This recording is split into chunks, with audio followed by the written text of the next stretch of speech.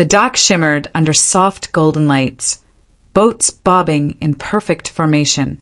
I stepped out of the car alone, heels echoing against polished stone. My dress was black, understated. It wasn't about the dress. Inside, champagne already flowed. Gerald Vance, my father, stood in the center of it all, resplendent in navy, raising glasses with old partners and polished strangers. Laughter ricocheted off chandeliers. The room had posture. Money could do that. Micah Darnell, a young server I'd met before, approached with calm eyes. Miss Alton, welcome. No one else had greeted me by name. Meredith turned then. Didn't expect you to make it, she said. Brave. Brave? I didn't answer. Not to her. She motioned subtly toward a table, far, quiet, out of sight of the main family cluster. I walked there without protest.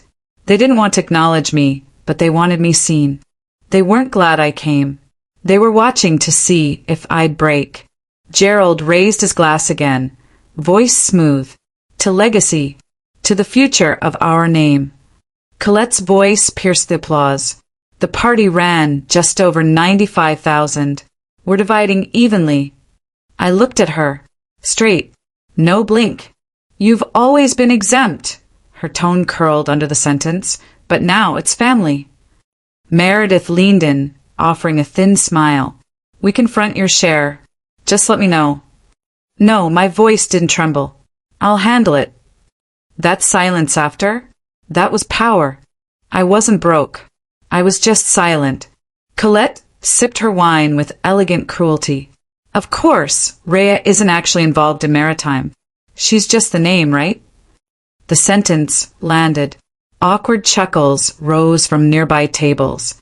Someone added, trust funds make things fuzzy.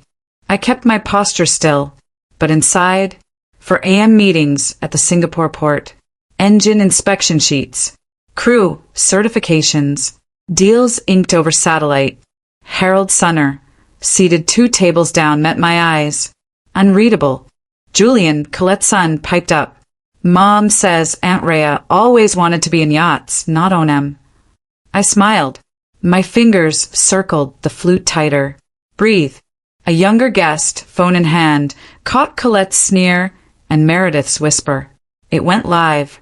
20 seconds. Enough. Buzz at the nearby table. Is that her? She looks so sidelined. My phone buzzed. A text from Lenora Briggs. You're trending. Smile carefully. The pressure thickened like steam in an old pipe. I rose, nodding, reaching for a breath that didn't belong to this place. And then the crystal clink. Harold Sunner stood. I propose a toast, he said, voice warm and cutting, to a woman whose fleet makes this dock look like a pond. Silence. Eyes turned. Every single one. I froze. Then I lifted my chin. Cold air moved through me like calculation. They wanted shame. They'll taste silence. I didn't walk out. I walked forward, toward the front table. I walked back through the thicket of crystal flutes and murmured stares. Their eyes held questions they didn't know how to ask. Gerald, ever the patriarch, raised his glass again.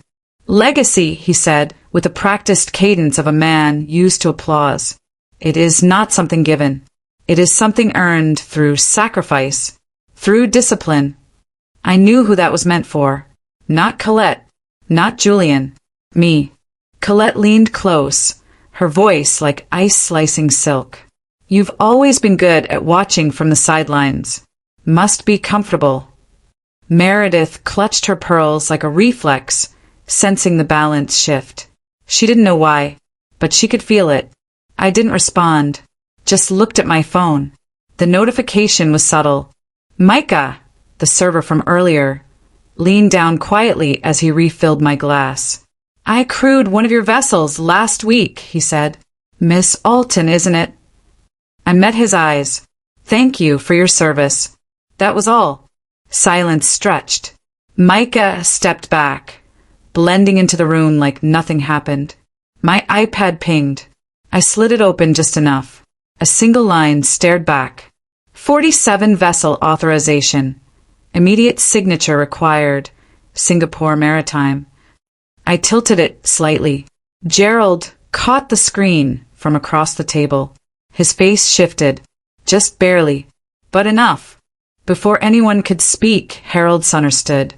Miss Morrison, he said, his voice clear and calm, slicing the noise like piano wire.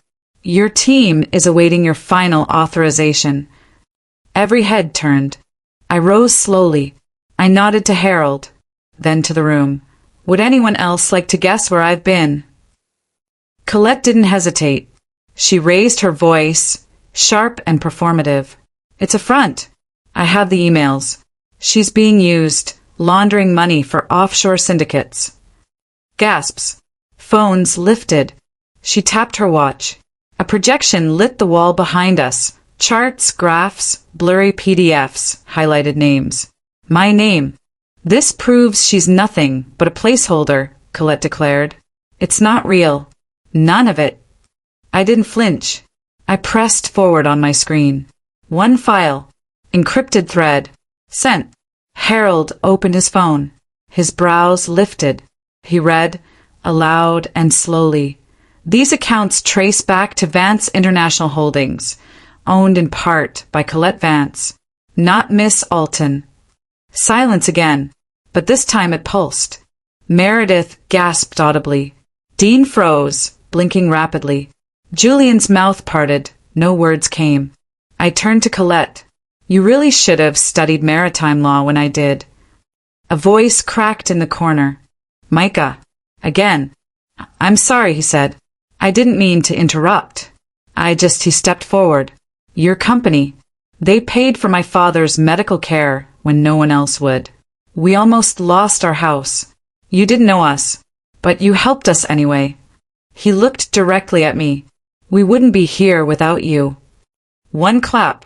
Then another. Then scattered applause like falling rain. Uneven but real. Meredith put her hand over her mouth. Gerald sat down slowly. His fingers trembled just enough to make the crystal glass hum against the table. I turned to him. You once said silence is strength, I said. You taught me that. Another notification blinked onto the ballroom screen. Projected big. Alton Maritime confirms $2.3 billion historic merger with Meridian Global Logistics. I didn't look back when Colette stormed out, her heels clicking across the marble floor like gunshots. The applause rose again, no longer awkward. I stepped closer to Gerald, leaned in. What I whispered, that's between him and me. I turned toward the room. I've already paid, I said, for more than just this dinner. Then I walked out. But leaving the room doesn't always mean you've left the fight. The harbor was still dark when I opened my eyes. No alarms, no urgency, just the quiet that comes after a storm you didn't start but finished. The city below my penthouse moved in slow breaths, lights flickering across the water. My assistant had already sent the reports.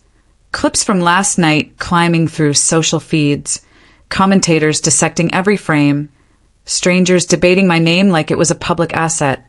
Julian had texted an apology after midnight. A simple I didn't know. Colette, as expected, stayed silent. Silence from her always meant she was spiraling. Gerald sent something else. Not a message. A letter. Handwritten. The edges creased from being folded and opened too many times. If you're still my daughter, meet me at 9 a.m. People assume apologies heal. But the truth? Closure is rarely about the other person. It's about who you choose to be once you walk into a room you're not sure you belong in anymore. I dressed in navy. The same shade painted on every hull in my fleet. A reminder. I built something they never believed I could. The Vance estate greeted me with a cold stillness, like even the walls were waiting for the outcome. Meredith opened the door. Her posture wasn't sharp this morning. Her shoulders folded in, voice fragile. You came, she said, softer than I'd heard in years. I stepped inside.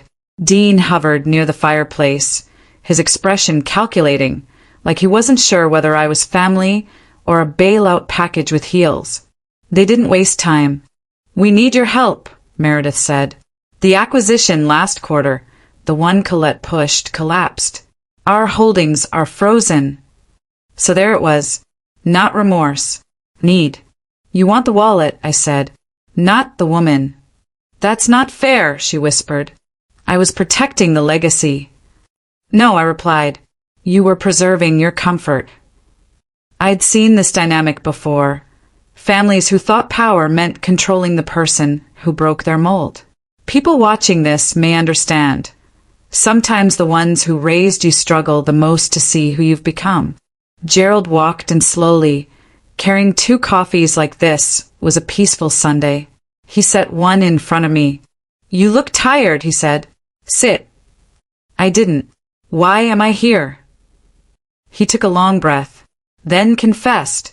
He had signed a loan, high value, high risk, using the family home and business as collateral. He hadn't read it. He trusted a contact Colette recommended. And now the entire estate, every asset, every sentimental heirloom, stood one signature away from seizure. I stared at him, not angry, just still. "You don't get to burn the house," I said, and asked me to water the ashes. His eyes dropped, and for a moment, just a moment, the daughter in me flickered. That's the part the audience often relates to, the piece of us that wants to forgive even when we shouldn't. But wisdom is knowing the difference between emotional instinct and necessary boundaries. "I'll stabilize it," I said, "but I'll own it. 51%. From now on, you all report to me." The room shifted. The balance changed. Before Gerald could respond, Colette burst in, red-eyed, still in last night's makeup. "So that's your play? Control? You think being some paper queen makes you untouchable?" I stood. "Paper built this building," I said. "Paper paid for the lawyers, keeping your name off federal records. Paper owned last night before any of you walked into it." Her mouth opened. Nothing came out. I transferred $1 million to secure immediate legal counsel and halt foreclosure. A temporary fix, but effective. No hugs. No softened music. Sometimes adults don't get Hallmark endings. Sometimes closure is a contract. On my way out, I stopped in front of Julian, handed him a file. He opened it. Confusion turned soft. A scholarship program. His name on it. Funded for 10 years. "You believe in people quietly," I said. Not loudly. Outside, the air tasted different. Cleaner. True. My assistant stepped beside me. "We got a message from Singapore," she said. "Something new. Power doesn't apologize. It acts." And I walked forward.